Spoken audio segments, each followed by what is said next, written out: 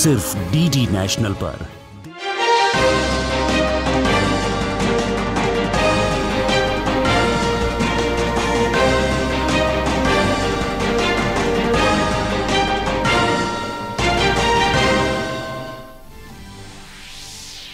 मुख्य चुनाव आयुक्त राजीव कुमार के नेतृत्व में चुनाव आयोग का दल आज से 3 दिन के राजस्थान दौरे पर आगामी विधानसभा चुनाव की तैयारियों की करेगा समीक्षा।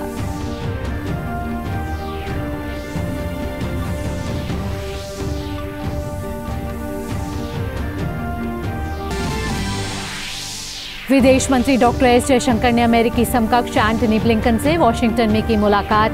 वैश्विक महत्व समेत कई व्यापक मुद्दों पर की चर्चा। 2+2 बैठक की तैयारी शुरू।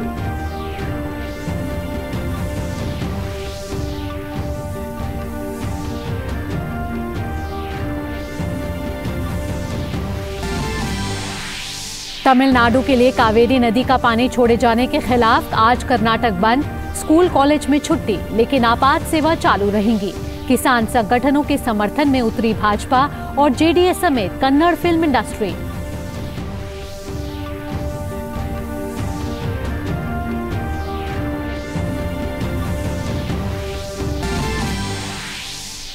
उपराष्ट्रपति जगदीप धनखड़ आज एक दिन के बिहार दौरे पर। नालंदा विश्वविद्यालय में शिक्षकों और छात्रों के साथ करेंगे संवाद।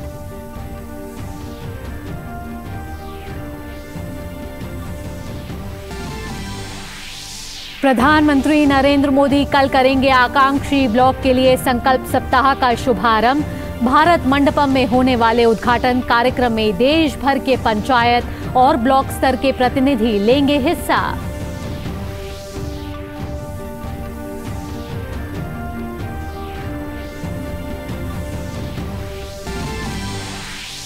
एशियाई खेलों में आज भारत को टेनिस और स्क्वॉश में पदक की उम्मीद। 6 स्वर्ण पदक सहित अब तक भारत ने जीते कुल 25 पदक।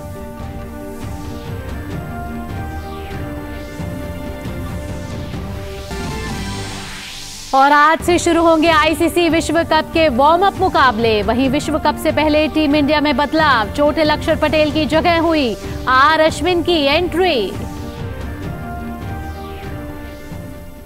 नमस्कार, डीडी न्यूज पर आपका स्वागत है। मैं हूं आपके साथ भावना नैयर और सुर्खियों के बाद अब खबरें विस्तार से। राजस्थान में विधानसभा चुनाव की तैयारियों का जायजा लेने के लिए निर्वाचन आयोग का उच्च स्तरीय दल आज जयपुर पहुंच रहा है। ये दल 3 दिनों तक राज्य में चुनाव तैयारियों का जायजा लेगा। मुख्य चुनाव आयुक्त राजीव कुमार, चुनाव आयुक्त अनूप चंद्र पांडे और अरुण गोयल और आयोग के शीर्ष अधिकारी 1 अक्टूबर तक जयपुर में रहेंगे। चुनाव आयोग का दल आज मान्यता प्राप्त राजनीतिक दलों के प्रतिनिधियों के साथ बैठक करेगा। इसके बाद आयोग राज्य पुलिस, आयकर, उत्पाद शुल्क, परिवहन, वाणिज्य कर और कुछ अन्य विभाग के नोडल अधिकारियों से विस्तार से चर्चा करेगा। कल चुनाव तैयारियों के संबंध में राज्य के मुख्य निर्वाचन अधिकारी, राज्य पुलिस और केंद्रीय पुलिस बल के नोडल अधिकारी की ओर से आयोग के समकक्ष प्रस्तुतिकरण दिया जाएगा। इसके बाद जिला निर्वाचन अधिकारियों, पुलिस महानिरीक्षकों, जिला पुलिस अधीक्षकों और चुनाव से जुड़े अधिकारियों के साथ बैठक कर चुनाव पूर्व तैयारियों का जायजा लेंगे।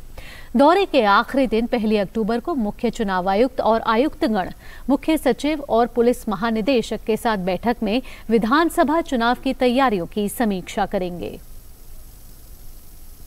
विदेश मंत्री डॉक्टर एस जयशंकर ने अमेरिकी विदेश मंत्री एंटनी ब्लिंकन से वॉशिंगटन डीसी में मुलाकात की है।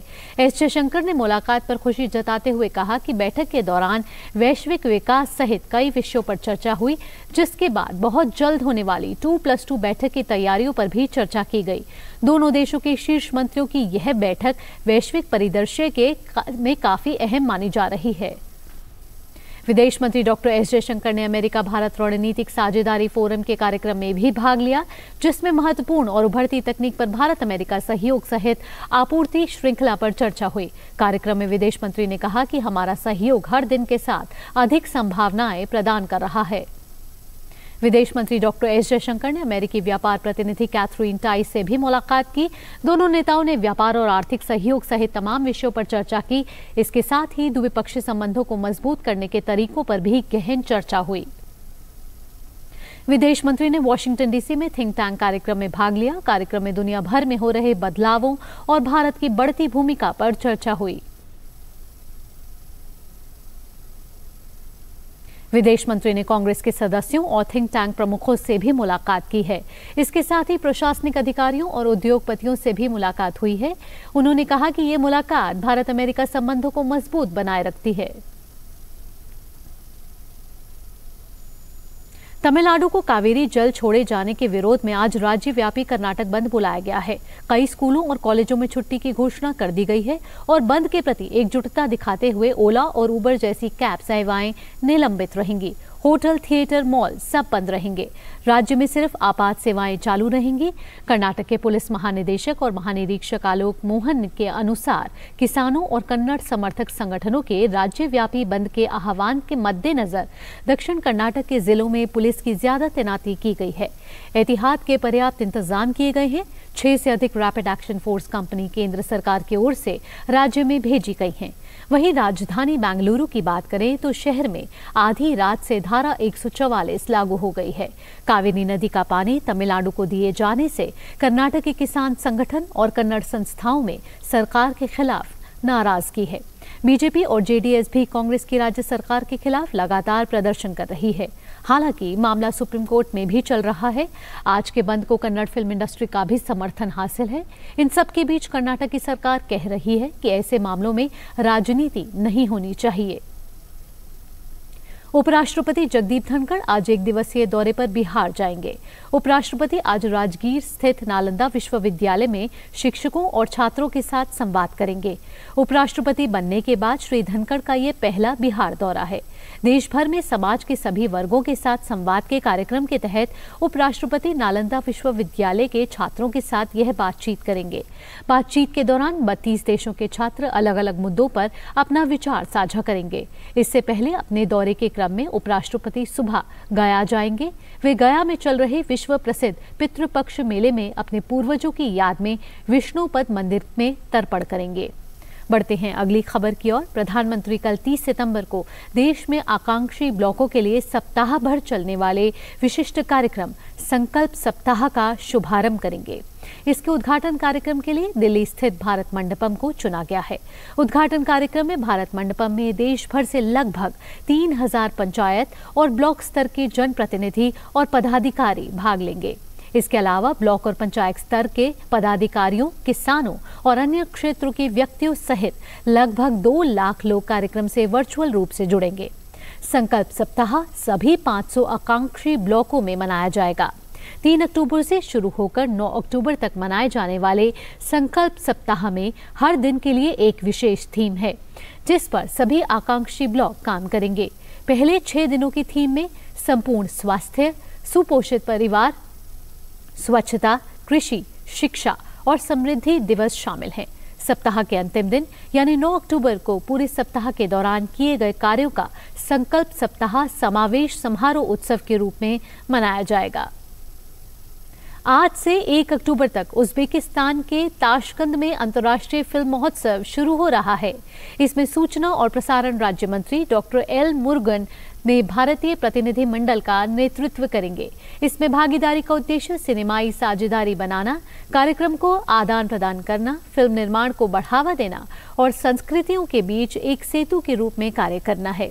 Pearl of the silk route के नाम से प्रसिद्ध ताशकंद अंतर्राष्ट्रीय फिल्म महोत्सव की शुरुआत 1968 में हुई थी और महोत्सव के शुरुआती संस्करण में भारतीय फिल्म आम्रपाली दिखाई गई थी।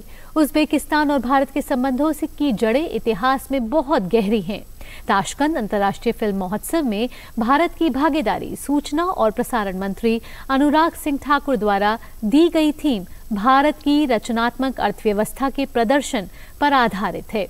महोत्सव के मंच का उपयोग इस वर्ष के 54वें भारतीय अंतर्राष्ट्रीय फिल्म महोत्सव को बढ़ावा देने के लिए किया जाएगा, जो 20 से 28 नवंबर तक गोवा में होगा।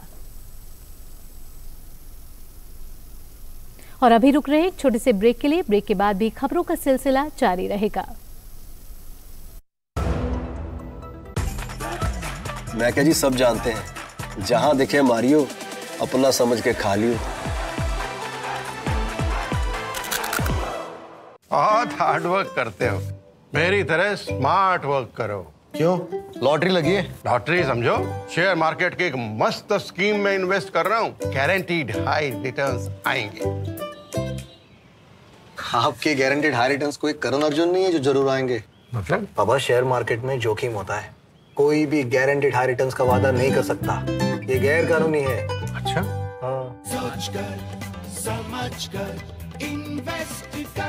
अर्जुन, एग्जाम्स में you made us really proud. अब आगे क्या सोचा है? पापा, मैंने आईआईटी जाना है और इंजीनियर बनना है। थिंक आईआईटी, थिंक विद्या मंदिर। ब्रेक के बाद आपका स्वागत है। खबरों के सिलसिले को आगे बढ़ाते हैं। लोकसभा अध्यक्ष ओम बिरला ने बीजेपी सांसद रमेश बिधूड़ी के खिलाफ शिकायतों को विशेषाधिकार समिति को भेज दिया है। संसद के विशेष सत्र के दौरान लोकसभा में बीजेपी सांसद ने बीएसपी सदस्य दानिश अली के खिलाफ अपशब्दों का इस्तेमाल किया था, जिसके बाद उनके खिलाफ शिकायतें दर्ज की गई थीं। वहीं दानिश अली के ऊपर प्रधानमंत्री नरेंद्र मोदी के खिलाफ आपत्तिजनक टिप्पणी पर बिधूड़ी को उकसाने वाली शिकायत को भी समिति को भेज दिया गया है। 11 सांसदों ने स्पीकर को पत्र लिखा था कि दानिश अली ने बिधूड़ी को उकसाया था।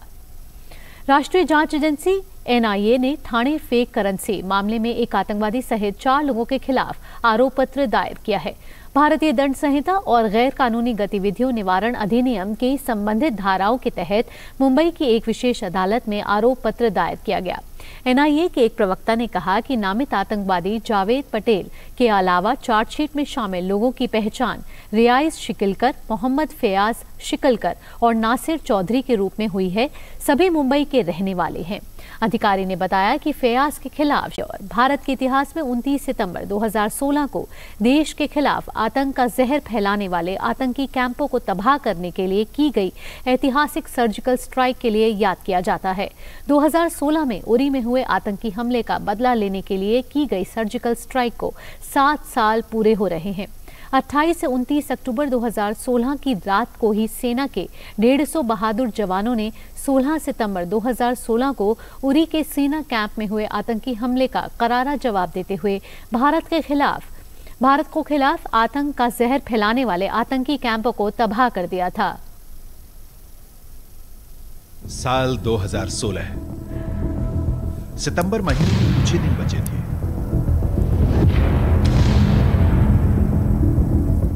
कश्मीर में ठंड बढ़ने लगी थी।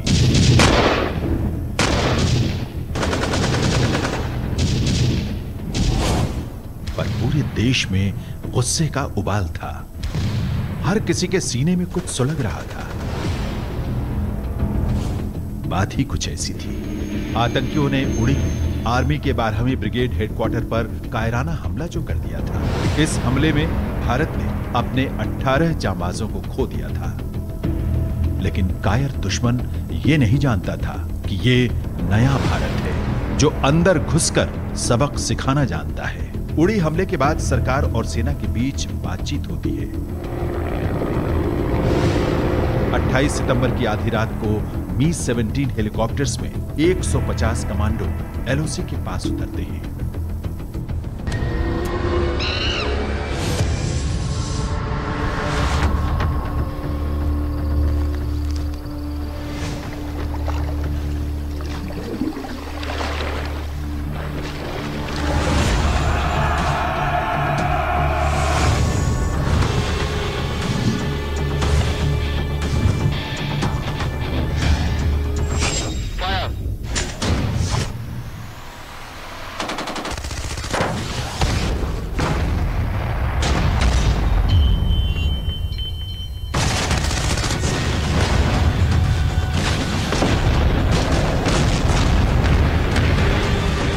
यहां वे भीमबेर, हॉट स्प्रिंग, गेल और लीपा सेक्टर में छिपे आतंकियों के लॉन्चिंग पैड्स को तबाह कर देते हैं। करीब 4 घंटे में भारतीय कमांडोज ने कई आतंकियों को मौत के घाट उतार दिया।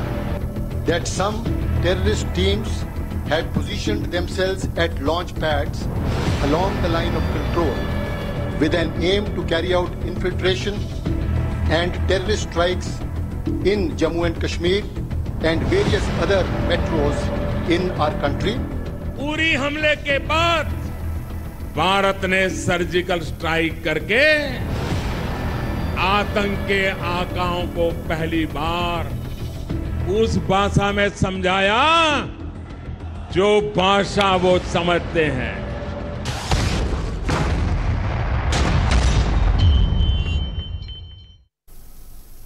नीदरलैंड के बंदरगाह शहर रॉटरडैम में गोलीबारी की 2 घटनाओं में 3 लोग मारे गए हैं। पुलिस के अनुसार हमलावर रॉटरडैम का रहने वाला 32 साल का छात्र था। उसने सबसे पहले एक अपार्टमेंट में 39 वर्षीय महिला की गोली मारकर हत्या कर दी और उसकी 14 वर्षीय बेटी को गंभीर रूप से घायल कर दिया।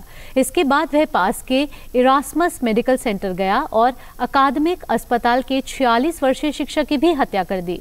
हमलावर बंदूकधारी को अस्पताल में गिरफ्तार कर लिया गया, लेकिन पहचान उजागर नहीं की गई। गोलीबारी के कारणों की जांच जारी है। अमेरिका में इस समय में शटडाउन की चर्चा काफी हो रही है। आने वाली 30 सितंबर की मध्यरात्रि तक अगर डेमोक्रेट्स और रिपब्लिकन के बीच अल्पकालिक खर्च बिल पर सहमति ना बनी तो अमेरिका में शटडाउन की स्थिति लागू हो जाएगी। अमेरिकी सरकार का शटडाउन वो स्थिति है जब सरकार एजेंसियों और सरकारी कामकाज के लिए पर्याप्त फंडिंग पास करने में असमर्थ हो जाती है। इस बीच अमेरिकी सेनेट ने एक अल्पकालिक व्यय विधेयक का अनावरण किया है, जिसमें यूक्रेन के लिए $6 बिलियन अमेरिकी डॉलर और अमेरिकी आपदा राहत के लिए $6 बिलियन अमेरिकी डॉलर प्रदान किया जाएगा। अमेरिका के हाउस स्पीकर केविन मैकार्थी ने कहा कि सरकार का शटडाउन लगभग अपरिहार्य लग रहा है। इस बीच सदन ने विभिन्न एजेंसियों को वित्त पोषित करने वाले वार्षिक व्यय विधेयकों में से 4 पर अपना मत दे दिया है। उन्होंने इस उम्मीद में वोट दिए हैं कि इससे रिपब्लिकन को सदन द्वारा तैयार किए गए निरंतर प्रस्ताव का समर्थन करने के लिए प्रेरित किया जा सकेगा। वहीं हाउस स्पीकर केविन मैकार्थी ने शटडाउन को टालने वाली योजना पर सेनेट स्पेंडिंग बिल को खारिज कर दिया है। अमेरिकी राष्ट्रपति जो बाइडेन ने चरमपंथी MAGA समर्थकों को लोकतंत्र के लिए खतरा बताते हुए चेतावनी दी है। उन्होंने कहा कि इस बात का उदाहरण ट्रंप द्वारा 6 जनवरी 2021 में US कैपिटल पर हमला है। बाइडेन ने अपने संबोधन में 2008 के रिपब्लिकन राष्ट्रपति पद के उम्मीदवार दिवंगत जॉन मैकेन की विरासत को भी याद किया। बाइडेन और मैकेन गहरे राजनीतिक मतभेदों के बावजूद दोस्त बने रहे। फ्रांस के रक्षा मंत्री सेबेस्टियन लेकार्नू को यूक्रेन के राष्ट्रपति वोलोडिमिर जेलेंस्की से कीव में मुलाकात की है। मुलाकात के दौरान दोनों नेताओं ने संयुक्त हथियार उत्पादन और सर्दियों से पहले यूक्रेन की हवाई सुरक्षा को मजबूत करने पर चर्चा की है। जेलेंस्की ने कहा कि वे सैन्य सहायता के लिए फ्रांस के राष्ट्रपति इमैनुअल मैक्रों के आभारी हैं। जेलेंस्की ने विशेष रूप से विमान भेदी मिसाइल प्रणालियों, सीजर स्वचालित तोपखानों की इकाइयों और स्कैल्प क्रूज मिसाइलों की आपूर्ति के लिए आभार जताया। स्वीडन के प्रधानमंत्री उल्फ क्रिस्टरसन ने सामूहिक हिंसा को रोकने के लिए सशस्त्र बलों के प्रमुख और पुलिस आयुक्त को तलब किया है। उन्होंने कहा कि हिंसा के कारण अकेले सितंबर में कम से कम 11 लोगों की जान चली गई। बुधवार को स्टॉकहोम में अलग अलग गोलीबारी में 2 लोग मारे गए हैं और गुरुवार की सुबह उपसाला में एक बम विस्फोट में एक घर में विस्फोट हो गया, जिससे 20 साल की एक महिला की मौत हो गई। प्रधानमंत्री उल्फ ने राष्ट्र के नाम एक टेलीविजन संबोधन के दौरान कहा कि ये स्वीडन के लिए कठिन समय है और हम हिंसा करने वालों को हराएंगे।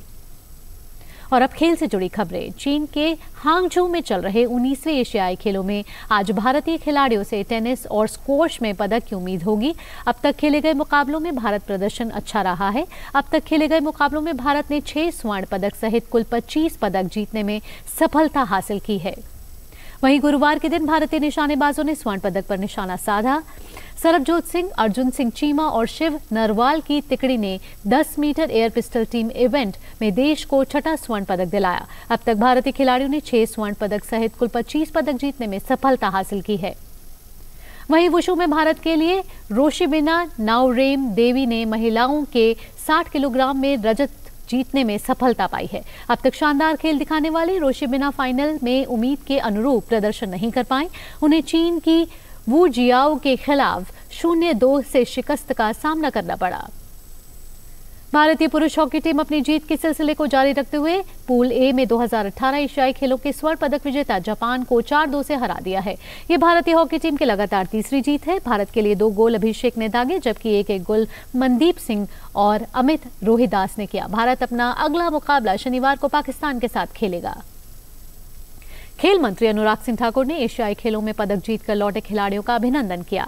खेल मंत्री ने 30 खिलाड़ियों को सम्मानित किया। इनमें राइफल, शूटिंग, रोइंग के खिलाड़ी और महिला क्रिकेट टीम शामिल रहीं। गौरतलब है कि हरमनप्रीत कौर के नेतृत्व में महिला क्रिकेट टीम ने एशियाई खेलों में ऐतिहासिक स्वर्ण पदक हासिल किया, जिससे पूरे देश को गर्व का माहौल है। इसके साथ ही भारत के रोइंग में 2 रजत और 3 कांसे के साथ कुल 5 पदक जीतकर देश का गौरव बढ़ाया है। निशानेबाजी में भारत की राइफल, शॉटगन और पिस्टल टीमों ने भी कई पदक जीते हैं। केंद्रीय खेल मंत्री अनुराग सिंह ठाकुर ने एथलीटों को उनके अनुशासन में उत्कृष्टता प्राप्त करने के लिए सरकार की अटूट प्रतिबद्धता का आश्वासन दिया। खेल मंत्री ने कहा कि सरकार हर स्तर पर खिलाड़ियों के खेल को बेहतर करने के लिए मदद कर रही है।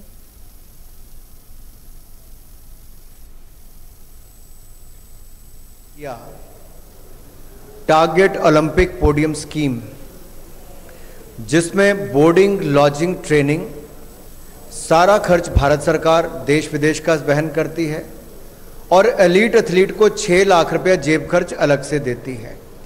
डेवलपमेंट एथलीट का भी बोर्डिंग, लॉजिंग, ट्रेनिंग भारत सरकार वहन करती है और 3 लाख रुपया जेब खर्च देती है। खेलो इंडिया एथलीट जो है एक्रेडिटेड अकेडमीज में है, उनके लिए भी 5 लाख रुपया उनकी ट्रेनिंग, बोर्डिंग, लॉजिंग पर और 1,20,000 रुपया उनको अलग से जेब खर्च देती है। ऐसे 3,000 खिलाड़ी खेलो इंडिया एथलीट्स एक्रेडिटेड अकेडमीज में ट्रेनिंग कर रहे हैं। आईसीसी क्रिकेट विश्व कप 2023 में आज से वार्म अप मैचों की शुरुआत होगी। टूर्नामेंट में हिस्सा ले रही कुल 10 टीमें 2-2 वार्म अप मैच खेलेंगी। वार्म अप मैचों के पहले दिन आज 3 मुकाबले होंगे। बांग्लादेश और श्रीलंका की टीम गुवाहाटी में आमने सामने होगी। वहीं दक्षिण अफ्रीका की टीम अपने पहले वार्म अप मैच में अफगानिस्तान से भिड़ेगी। आज तीसरा वार्म अप मैच न्यूजीलैंड और पाकिस्तान के बीच खेला जाएगा। भारतीय टीम 30 सितंबर को अपना पहला और 3 अक्टूबर को अपना दूसरा वार्म अप मैच खेलेगी। वनडे वर्ल्ड कप 2023 के लिए भारतीय टीम में एक बड़ा बदलाव किया गया है। इस प्रतिष्ठित टूर्नामेंट के लिए आर अश्विन की भारतीय टीम में इंजर्ड अक्षर पटेल की जगह एंट्री हुई है। आर अश्विन ने हाल ही में ऑस्ट्रेलिया के खिलाफ 3 मैचों की वनडे सीरीज में शानदार प्रदर्शन किया था और माना जा रहा था कि वह इस वर्ल्ड कप में भारतीय धरती पर काफी प्रभावशाली साबित हो सकते हैं। यूनेस्को 28 सितंबर को सूचना तक सार्वभौमिक पहुंच के लिए अंतर्राष्ट्रीय दिवस के रूप में मनाता है।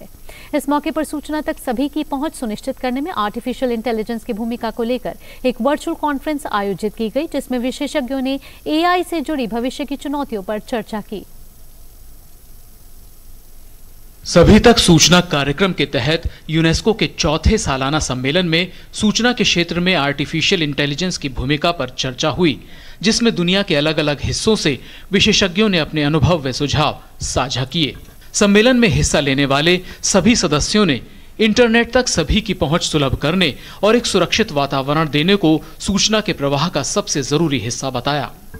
We come together to affirm our belief that the path to understanding AI and ensuring its benefits reach everyone is through collective discourse and collaboration. The UNESCO Information for All program, which is an intergovernmental program that serves as a platform for member states and stakeholders to join efforts that confronting information access challenges from both digital and non-digital realms, IFAP aims to ensure that information is available and benefits all of us equally. बच्चों पर AI के प्रभाव को लेकर विशेषज्ञों ने कहा कि इसका असर बहुत व्यापक है। स्कूलों और बच्चों पर आर्टिफिशियल इंटेलिजेंस के असर का नफा नुकसान तय करने के लिए अभी विस्तृत अध्ययन जरूरी है। AI is today's latest technology, potentially transformative, but we haven't solved the problems of yesterday's technology yet. We still haven't solved the risks of social media, of even web access. We haven't solved the missed and unequal opportunities, especially in the global south. So we're always being led by what's new, but the many problems aren't, the risks aren't solved. And over and again, as technology arrives, it seems to perpetuate more inequalities. चर्चा में भाग ले रहे IIT Madras के professor Ashok Jhunjhunwala ने कहा कि भारत जैसे बहुभाषी देश में कोने कोने तक सूचना पहुंचाने में एआई बहुत अहम भूमिका निभा रहा है। हालांकि उन्होंने फेक न्यूज में एआई के दुरुपयोग को बेहद चिंताजनक बताया। 2021 में यूनेस्को के 193 सदस्य देशों ने आर्टिफिशियल इंटेलिजेंस का जिम्मेदारी से और नैतिक उपयोग करने पर सहमति जताई थी। विकास सारथी, डीडी न्यूज, दिल्ली। और फिलहाल के लिए इस बुलेटिन में इतना ही। अगला बुलेटिन आप देखेंगे नया सवेरा। फिलहाल के लिए मुझे और हमारी टीम को दीजिए इजाजत। नमस्कार।